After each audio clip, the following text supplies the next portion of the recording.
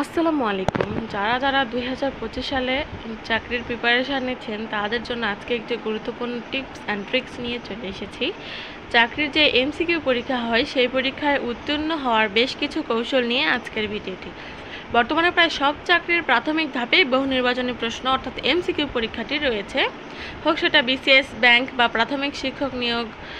যে কোনো সময়ের যে কোনো ধরনের যে কোনো চাকরির পরীক্ষায় বেশিরভাগ ক্ষেত্রেই দেখা যায় সেখানে বহু নির্বাচন প্রশ্ন অর্থাৎ এমসিকিউ পরীক্ষা রয়েছে।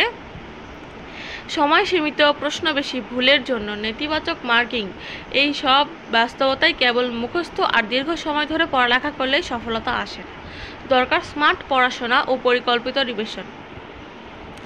এমসিকিউ পরীক্ষার জন্য এখানে বেশ কিছু কৌশল রয়েছে, যেই সমস্ত কৌশল অবলম্বন করে আপনারা খুব সহজেই এমসিকিউ পরীক্ষায় উত্তীর্ণ হতে পারবেন। এমসিকিউ পরীক্ষার চ্যালেঞ্জ। এমসিকিউ পরীক্ষায় জ্ঞানের পাশাপাশি দ্রুত সিদ্ধান্ত গ্রহণ ও মানসিক প্রস্তুতি পরীক্ষা করে, অর্থাৎ আপনাদেরকে এমসিকিউ দেওয়া হয় 100টি বা 200টি, সেখানে আপনাদের সময় থাকে 200 মিনিট, অর্থাৎ আপনাদেরকে খুব দ্রুত সেগুলো সিদ্ধান্ত নিয়ে পূরণ করে দিতে হবে। এটাই একটি টাইম মেনটেনের বিষয় থাকে। তো এখানে এটার জন্য আপনাদের দরকার স্মার্ট পড়াশোনার কৌশল, সিলেবাস ও প্রশ্নের ধরন বিশ্লেষণ। প্রথমেই প্রতিটি সিলেবাস ও মানবন্ধন ভালোভাবে জানুন, তারপরে সেই অনুযায়ী প্রিপারেশান নিন। যেমন বিসিএস পরীক্ষায় 200 নম্বরের মধ্যে বাংলা, ইংরেজি, গণিত, সাধারণ জ্ঞান, বিজ্ঞান এবং আইসিটির উপর প্রশ্ন থাকে। সিলেবাসের প্রতিটি বিষয়ের জন্য কতটা সময় বরাদ্দ করবেন তা ঠিক করুন। একটি দৈনন্দিন রুটিন তৈরি করুন, যেখানে দুর্বল বিষয়গুলোর জন্য বেশি সময় ধরে রাখবেন। যেমন গণিতটা একটু দুর্বল হতে পারে, সেই ক্ষেত্রে সপ্তাহে 3 থেকে 4 দিন গণিতের জন্য 2-3 ঘন্টা করে বেশি সময় বরাদ্দ করুন।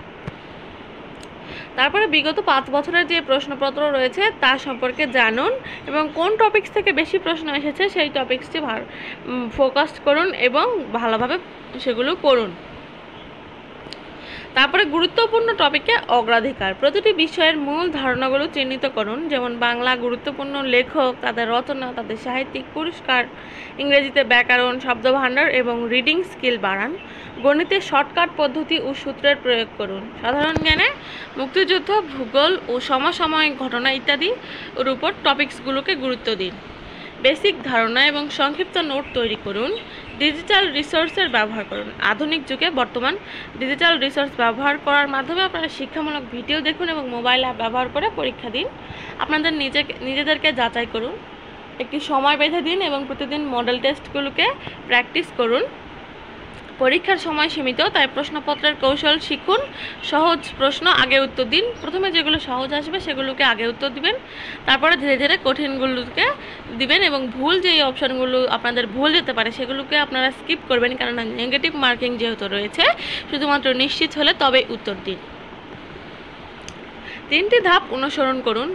মনোবিজ্ঞানের এই 3টি ধাপ দীর্ঘ মেয়াদ ধরে আপনাদেরকে মনে রাখতে সাহায্য করে।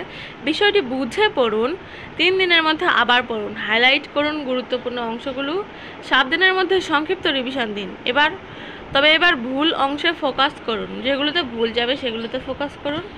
তারপরে এখানে মক টেস্ট, অর্থাৎ সপ্তাহে 2 থেকে 3টি মক টেস্ট দিন।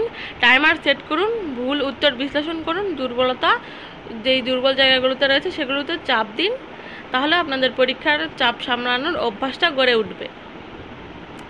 পরীক্ষার আগের দিনের প্রস্তুতি। আগের রাতে নতুন বিষয় না পড়ে শুধু নোট রিভিশন করুন। যেগুলো সংক্ষিপ্ত নোট করবেন পরীক্ষার আগের রাতে শুধু সেগুলো রিভিশন করুন।